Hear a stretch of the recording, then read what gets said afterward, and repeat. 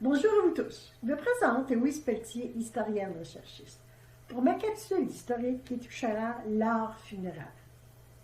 Je brosserai un tableau des monuments que nous retrouvons dans nos cimetières du Bas-Richelieu-Yamaska.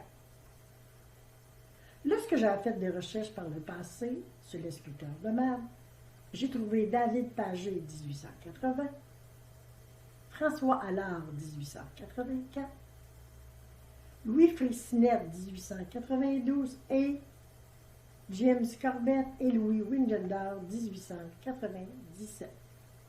Maintenant, le cimetière anglican de Sorel. Le cimetière anglican de Sorel date de 1875 à 2022. L'Ardoise.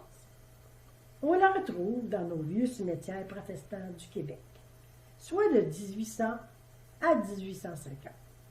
Ce monument, d'un style de forme verticale, d'une teinte bleutée comme de l'ardoise, il s'agit d'une pierre de schiste argileuse. C'est la plus vieille pierre tombale que l'on retrouve dans le cimetière anglican sur la rue du Collège à Sorel. Autrefois, elle était située dans l'ancien cimetière anglican sur la rue Charlotte à Sorel.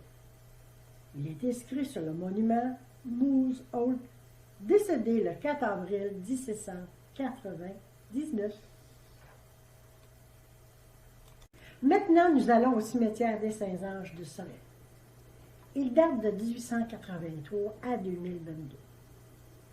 La pierre blanche, elle était fabriquée de chaux et servait à faire des pierres tombales dans nos cimetières de 1820 à 1850. Cette pierre blanche a cessé d'exister en raison de sa fragilité vers 1860. J'ai trouvé une vieille stèle qui provenait de la compagnie Cunningham, Mabrier, au 77 rue Bleury, à Montréal. Autrefois, elle se trouvait dans l'ancien cimetière de Sorel, puis déplacée dans le nouveau cimetière des Saints-Anges à Sorel après 1884. Le monument est de forme rectangulaire et repose sur le dessus des frises.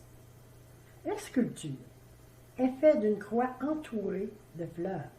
C'est l'incarnation de Jésus-Christ crucifié et la croix, la résurrection de la vie éternelle. Il est inscrit sur cette pierre tombale Michael Morgan le 20 janvier 1859. Maintenant, nous nous dirigeons vers le cimetière de Saint-Elphège, datant de 1886 à 2022. La stèle funéraire. Elle est de forme standard et plusieurs styles d'une hauteur moyenne jusqu'à environ 1 mètre de hauteur. En allant jusqu'à la fin du 19e siècle, nous retrouvons dans un cimetière un vieux monument de style de forme de croix. Elle nous rappelle la passion du Christ et la mort de Jésus-Christ en croix. Sur la pierre tombale, il est inscrit « Onésime Tinville, le 5 avril 1911 ». Nous allons maintenant vers Saint-David de Yamaska, le cimetière de Cedar Point. Le cimetière protestant de Cedar Point, à Saint-David de Yamaska, datant de 1853 à 1931. La pierre grise. Cette stèle est de forme d'ogive, se trouve dans le cimetière privé de la famille Yortul à Saint-David de Yamaska. Il s'agit d'un monument du décès de Jonathan Yortul le 31 octobre 1853. Nous retournons sur nos pas vers le cimetière de Sainte-Anne-de-Sorel de 1875 à 2022. La pierre de sable. Cette stèle de forme rectangulaire avec des frises sur le dessus, provenant de la marbrerie de Louis Freycinet, sculpteur à Sorel. Elle est ornée d'un symbole des derniers adieux. La poignée de main représente d'être unis au-delà de la mort. Le crucifix nous démontre Jésus-Christ mort sur la croix pour nous. Sur cette pierre tombale est l'une des plus anciennes dans le cimetière de Sainte-Anne de Sorel. Il est écrit « La famille la traverse 1919 ». En conclusion, voici des vues d'ensemble des cimetières que j'ai visités et un court vidéo sur le cimetière anglican de Sorel.